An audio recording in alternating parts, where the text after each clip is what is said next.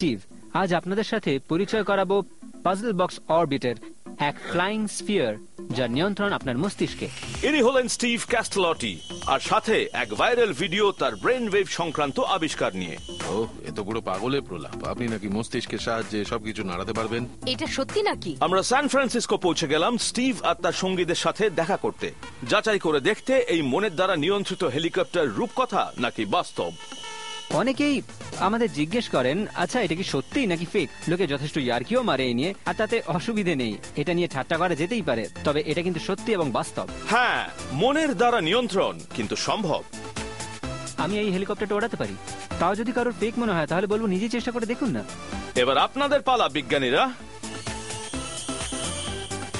দারুণ ব্যাপার যে আপনি নিজের মনের শক্তিতে কিছু নাড়াতে পারেন। এটা কোনো সায়েন্স ফিকশন নয়।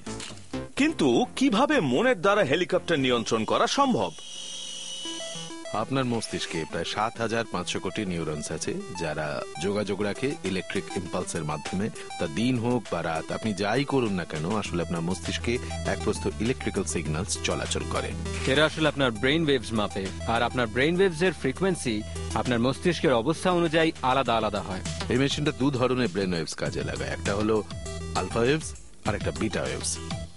বিটা কাজ করে যখন আপনার মস্তিষ্কের অবস্থা অত্যন্ত বেশি রকম সজাগ থাকে, আর আলফা কাজ করে যখন মন শান্ত সমাহিত থাকে। এইভাবেই আপনি নিয়ন্ত্রণ করতে পারেন এই হেলিকপ্টারটা, কারণ মনোনিবেশ করলে এটা চালু হয়ে উঠতে শুরু করে, মন শান্ত হলে এটা বন্ধ হয়ে নিচে নেমে আসে। আপাতত আমি বেশ রিল্যাক্সড, চুপ করে বসে আছি। আমি আর আমার কপ্টার কিচ্ছু ভাবছি না, কিন্তু এবার ভাবছি। সবাই জানতে চাই এই হেলিকপ্টার ওড়াতে গেলে আমি কি চিন্তা করব। আমি সাধারণত এটা করার সময় মাথার মধ্যে অঙ্ক কষতে থাকি। এখন আমি মনে মনে গুণ করছি। এক একজন মানুষ এক এক রকম উপায়ে নিজের মনকে ফোকাসে আনতে পারেন, সেটা যে যেরকম ভাবে করেন। তাহলে এই ব্রেন ওয়েভ টেকনোলজির ভবিষ্যৎ কি? এই মুহূর্তে হেলিকপ্টারটা চালু হয়ে উপরে উঠে গিয়ে আবার নিচে নেমে আসছে। এনারা আপাতত কাজ করছেন দিক নির্দেশ নিয়ে, মানুষের ব্রেন ওয়ার্কে আরো নিখুঁত ভাবে বাঁ দিক বা ডান দিকে যাবার নির্দেশ দেওয়ার জন্য কাজে লাগাতে। আমরা স্টিভ আর তার সঙ্গীদের বললাম কিভাবে তারা এই গাড়িটাকে ব্রেন দিয়ে নিয়ন্ত্রণ করছে দেখাতে। হ্যাঁ হ্যাঁ, এটা চলছে, সোজা সোজা, এবার ডান দিকে, ডাইনে। আরে থামাও, গেল। মনে হচ্ছে এখনো কিছু সমস্যা রয়েছে। ভাগ্যিস সেটা হেলিকপ্টার ছিল না। এবার যাচ্ছে ম্যাড্রিডের একটা ক্যাট ক্লিনিকে। যেটা দেখানো হবে সেটা কোনোভাবেই নকল করবেন না। যেন বিড়ালটাকে কেউ হঠাৎ পজ টিপে দিয়েছে। পরিষ্কার দেখতে পাবেন বিড়ালটার চেহারা কেমন যেন পাল্টে যাচ্ছে, কিছুটা যেন নার্ভাস, একটু ভীত। ক্লিপটা চলতেই থাকে আর আপনার যেন মনে হয় হ্যাঁ, এই বিড়ালটাকে সত্যি ডিঅ্যাক্টিভেট করা হয়েছে, কিন্তু একজন ভেটি এটা করতে পারেন। কি করে ঘটে এটা?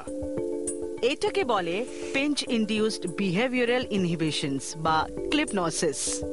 যখন বিড়ালের ঘাড়ের পেছনে অল্প চাপ দেওয়া হয় তখন বিড়ালের পার্শিয়াল ইমমোবিলিটি হয়। এর পেছনে যুক্তি আছে।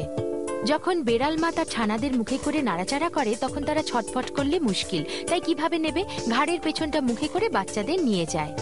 তাই যখন ওয়েট ঘাড়ের পেছনে ক্লিপ লাগান তখন ছোট্টবেলায় মা মুখে করে নিলে বেড়ালটি যেমন আচরণ করত ঠিক সেই রকমই করে। এটাই কারণ। কিন্তু এই ক্লিপে বেড়ালটা ক্যাটাটনিক হয় কি করে?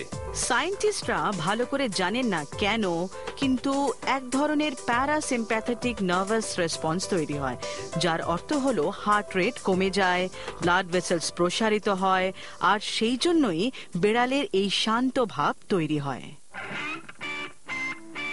এই বিড়ালটা কিন্তু একদম সুস্থ। সায়েন্টিস্টরা ক্লিপনোসিস নিয়ে পড়াশোনা করে ব্যথার সংকেত খুঁজেছেন কিন্তু পাননি। আবার বলছি, এটা করছিলেন একজন ট্রেন্ড ভেটেরিনারিয়ান, সুতরাং এটা মোটেই বাড়ির বিড়ালের সাথে করবেন না। বেশি জোরে বা ভুল জায়গায় চাপ দিলে কিন্তু বিড়ালের ক্ষতি হতে পারে।